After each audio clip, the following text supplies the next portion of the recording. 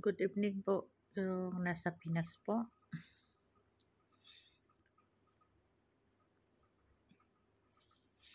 Kumusta naman ang Pinas? Sana makabalik si Tatay Digong sa Pinas po.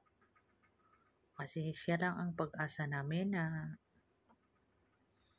makaahon kami sa kahirapan. At saka, ang laking naitulong niya sa aming mga OFW. Yung passport namin, ginawa niyang 10 years. At saka, hindi kami nahirapan pag umuwi sa Pilipinas kasi UEC lang dala namin, hindi namin maggawa pa ng e-travel. Wala na. May UEC ka lang, makauwi ka na. At saka verification. Pero ngayon, ang dami pang kailangan bago kami makauwi. Hindi naman ninyo alam na nahirapan na kami sa trabaho, tapos pahirapan ba kami pag uwi na sa Pinas? Hindi naman ganyan. Isipin naman ninyo na ang laking naiambag namin sa Pilipinas. Ang laking naiambag namin sa Pilipinas. Kahit ako, ang laking naiambag ko. Imagine niyo sa 25 years na ako dito. Ang laking naiambag ko sa Pilipinas. Pero dapat naman isipin ninyo na hindi kami pahirapan pag umuwi. Nahirapan na kami.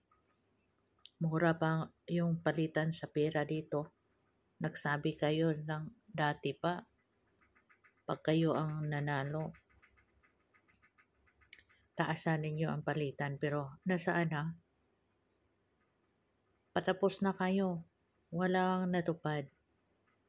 Tuparin naman ninyo. Pag mangako kayo, kailangan tuparin ninyo. Kasi pag kayo ang mga ilangan, ibalik sa inyo yan. So, kailangan namin naman, naghihirap kami. Alam ba ninyo na halos wala kami tulog sa trabaho dito? Pagkain namin, huli namin makakain. Una ang trabaho dito. So, katulad ko na katulong. Pagising ko, maglinis agad. Punta pa ako sa garden, maglinis pa ako ng sasakyan. Dapat naman isipin ninyo, taga-gobyerno, kung paano kami naghihirap. Hindi naman kami pabayaan, dapat i-priority kaming mga OFW kasi ang laking naiambag namin sa Pilipinas. Isipin naman ninyo ang paghihirap namin. Hindi naman na magpabaya kayo sa amin. Dapat i-priority ninyo kami. Kami ang bayani sa Pilipinas. Sa tuwing lakad namin, yung isang paa namin nasa pamilya, yung isang paa namin nasa hukay na. Isipin ninyo ang ganyan, nagpakahirap kami ng para sa Pilipinas. Ang laking naiambag namin tuwing padala namin sa Pilipinas. Sana naman, taasan naman yung palitan. Hindi naman na mura lang ang palitan. Dati na si Tatay Digong pa ang nakaupo. Naabot pa ang palitan ng 17 real. Pero ngayon, wala na.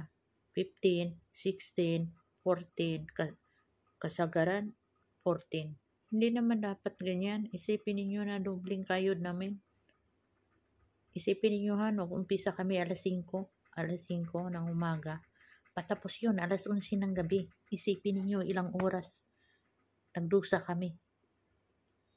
Hindi lang pamilya namin nakinabang. Pati kayo. Pati yung sa gobyerno nakinabang sa pera namin. Isipin ninyo kung paano kami naghirap. Dugo at pawis. Nakuha namin yung sahod namin, dugo at pawis, yung sobrang hirap. Kahit may sakit kami, walang pahingahan dito. Kahit may sakit, nagtrabaho kami. Kahit may lagnat. Imagine ako bago ako naoperahan dito, mag 3 years na ngayon. Bago ako naoperahan, paglabas ko sa ospital, nagmap ko kaagad, naghugas ng plato na isang truck. Isipin ninyo, ang paghihirap namin, hindi lang kayo magpakasarap sa pira ng mga OFW. Kailangan naman ang hiningi lang namin, taasan ninyo ang palitan. Tapos saan ang pangako ninyo na ang bigas mura? Saan na?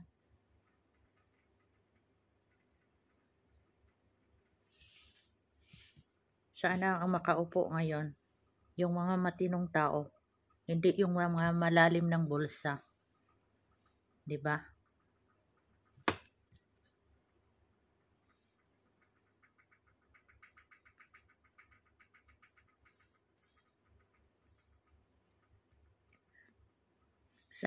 Sana mapanood to sa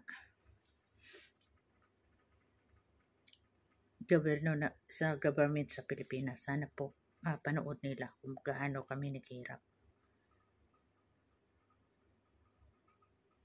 Hindi lang ninyo alam na halos hindi kami makakain. Inuna namin ang obligasyon namin sa trabaho. Gusto namin makuha namin ang quality na makita sa amo namin na 100% kami kumikilos. Tiniis namin ang gutom para maihahon namin ang pamilya namin at saka ang gobyerno makinabang sa tax namin. 'Di ba? Isipin niyo nga kung paano kami naghirap. So dapat naman ibalik niyo sa amin. Yung taas lang. Ang hingin namin OFW, taasan yung palitan sa pira namin. Kasi isipin niyo ilang oras kami nagtrabaho, minsan 18 ka oras, 15 ka oras ang mababa araw-araw. Minsan sa sobrang pagod, hindi na kami makakain kasi pagod na kami sobra. Matulog na lang kami. Minsan yung ibang katulong hindi pinakain sa amo. Isipin niyo ng ganyan.